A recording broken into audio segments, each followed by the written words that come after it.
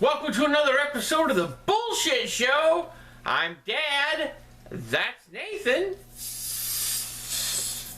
With his balloon.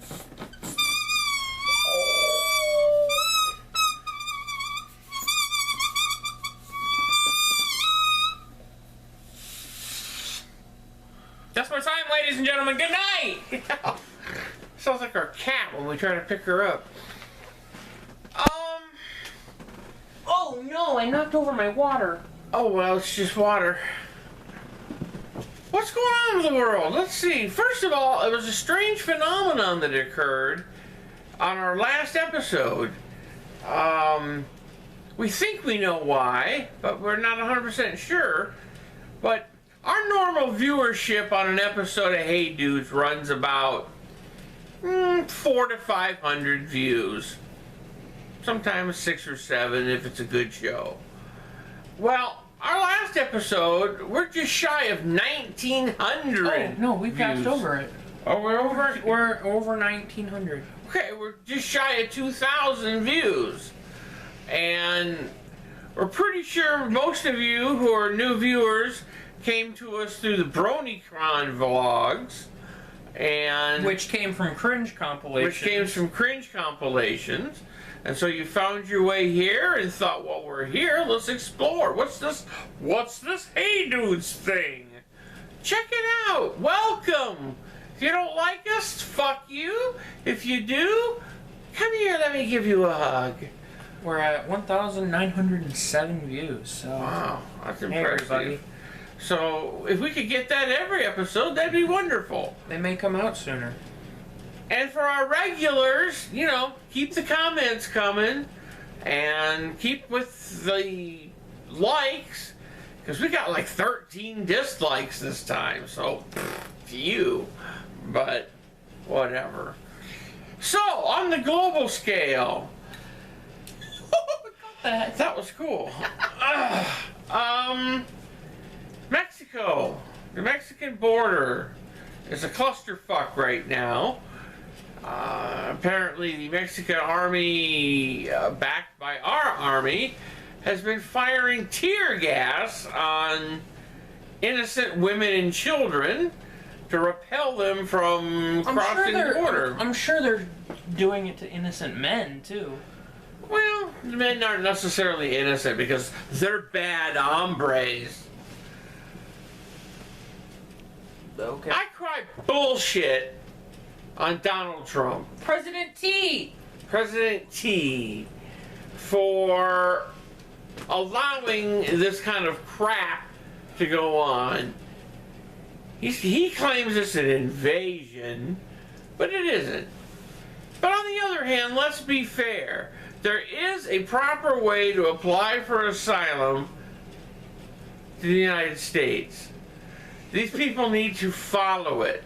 I understand it may mean staying in an internment camp for 6 months to a year, but if that's what it takes to become a citizen of the United States, that's what they're going to have to do.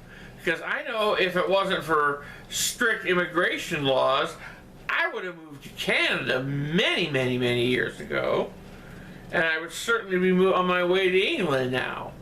But it's immigration that's keeping me out. So, there's two sides to this issue, but Trump's on the wrong side of the issue, as always. This evening,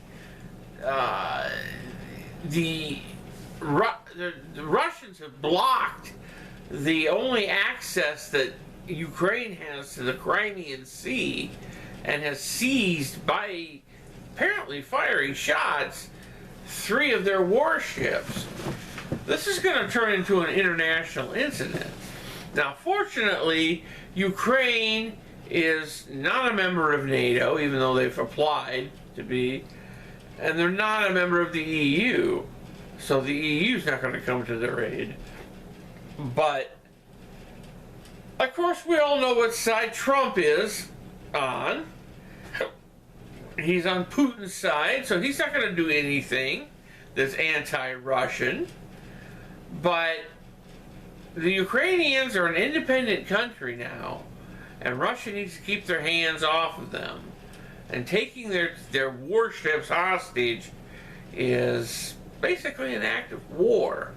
So we'll see what happens in the coming weeks. For our friends in England, Brexit is center stage again.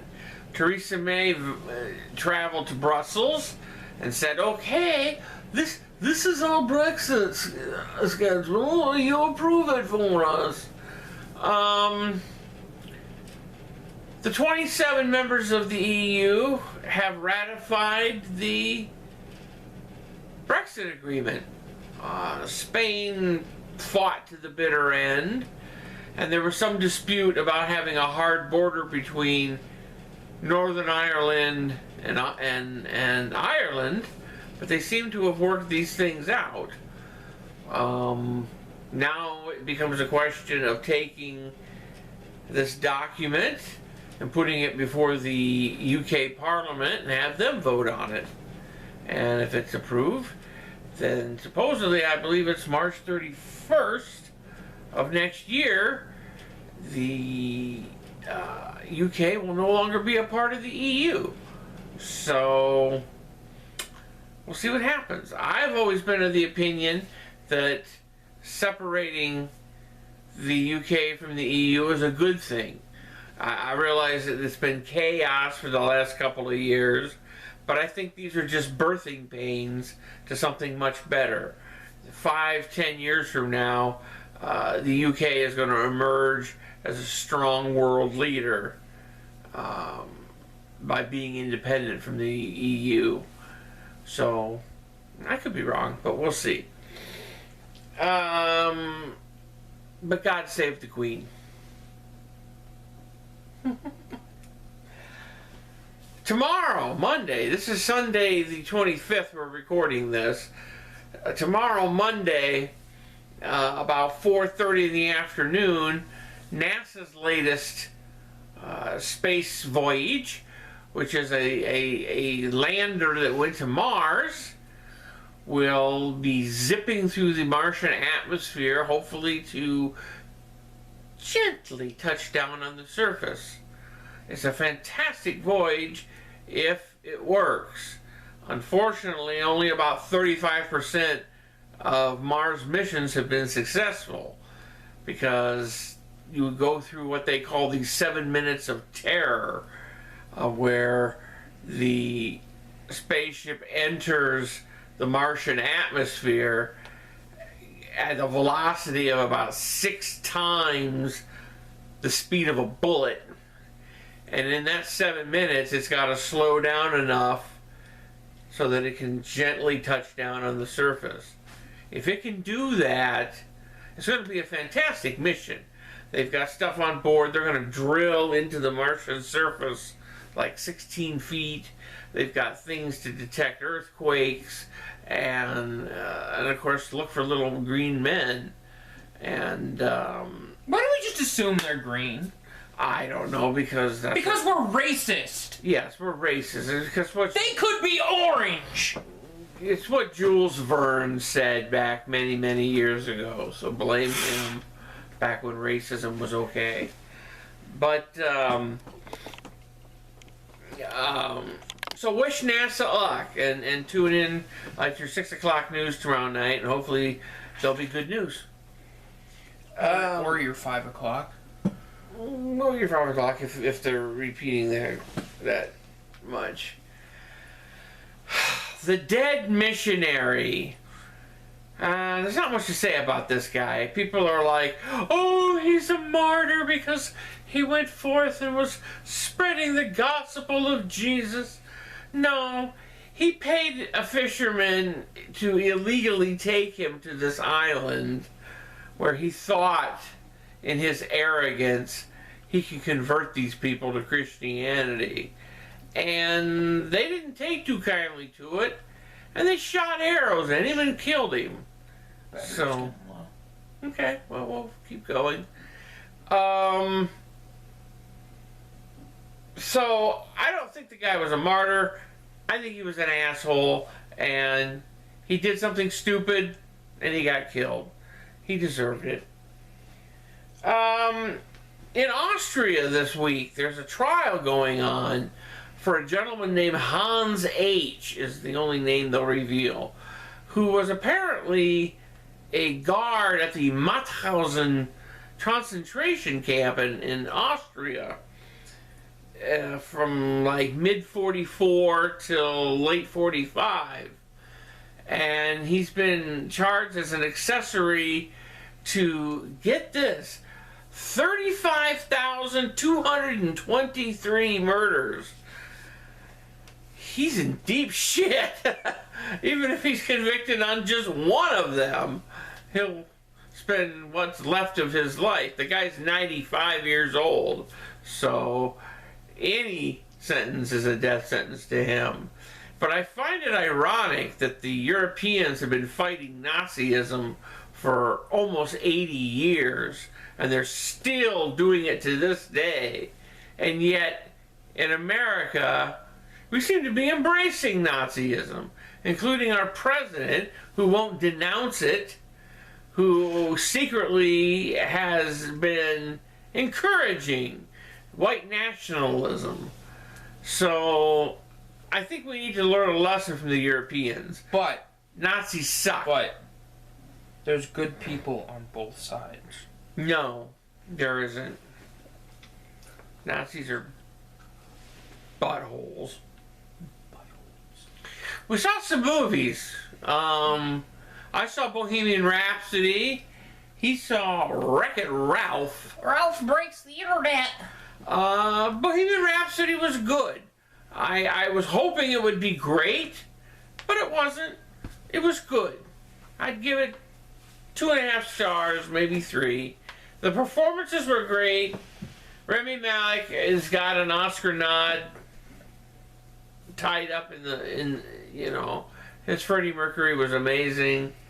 But I thought the film was a little convoluted, and Bryan Singer, the director, is a hack, and he although he got fired from the film and somebody else came in to finish it, he's a dick, and he kind of fucked up the film. So it's worth seeing if you like Queen. What about Wreck-It Ralph? It was a pretty good movie. There's a Stan Lee cameo in it, so in memory of Stan Lee. Yeah, it was a good movie. It was funny in parts. Your typical Disney movie, really. It was a good movie. I don't want to give anything away. To quote Roger Ebert, it was a good movie. I don't really, not that I remember. There wasn't really that big of things that you would have to remember from the first movie, because I don't really remember the first movie either. But I could follow along and thought the second one was pretty good. So yeah, for the 5th time, it was a pretty good movie. Okay. Good movie. Where are we at? We are at 13 minutes. A lot faster than it was before I deleted the fucking footage. Yeah, this is our 3rd take on this one. We don't usually do repeat takes, but we ran out of time last time. We're trying to cram everything in. Somebody's got a birthday coming. Yes. It's like I said, today's the 25th of September. Thursday, the 29th of September, Dad becomes 53 years old. So it'll be my birthday. So if you guys want to send me birthday shout outs, I would certainly appreciate it. Talking about the Facebook thing. On Facebook, if you go to my Facebook page, Kevin Bassett, I have a charity thing, I guess you would call it, a charity thing going on for the ASPCA, for puppies and kitties. You're free to donate to that. I think my goal was set at $200. Last time I checked, I was at like 84. I'd like to make the $200, and I'm sure they would, the puppies and kitties would appreciate a couple $100. So if you can afford a few dollars, kick it in. It'd be great. And if you want to send me birthday shit, camera1129 at yahoo.com. I'll tell you how you can send me shit. But, you know, fan art or little videos that you people have been putting together, like the one from Leo the Lion from a couple weeks ago, which was hilarious. You know, contact me. Or if nothing else, just say, happy birthday, dude. Because I appreciate it. Because birthdays are so depressing when you get to be my age. It's not something you look forward to. Because you don't get presents, you just get more gray hair.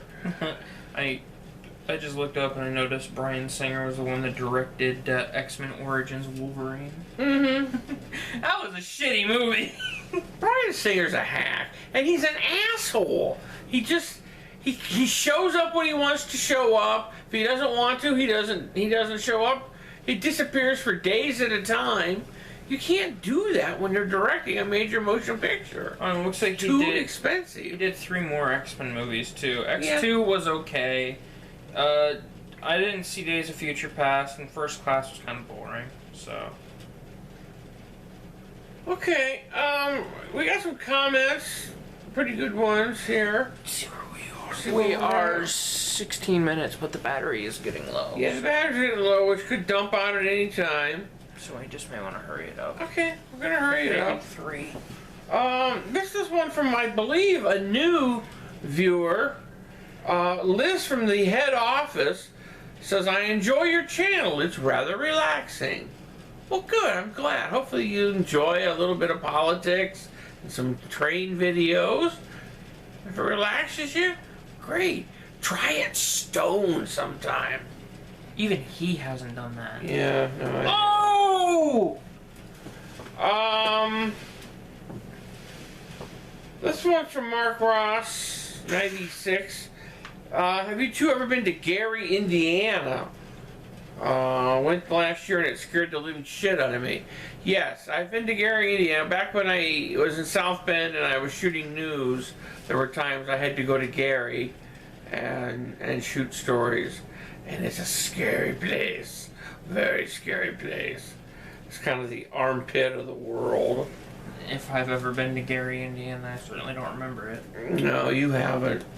We used to go to Michigan City, because that's where the zoo was. Where we went to the Zubu. The Fountain of Blood. The Fountain of Blood. Mark Ross 9696 again asks, I was wondering what are some of your favorite memories of living in Chicago? Because I'm planning on moving there. I gave you a response. I listed a whole bunch of them. The Art Institute, just the people, the restaurants, the first snowfall in November is always beautiful. And so tell me why you're going to Chicago. Are you going to go to school there? Because I went to Columbia, and I can give you some clues on the schools there.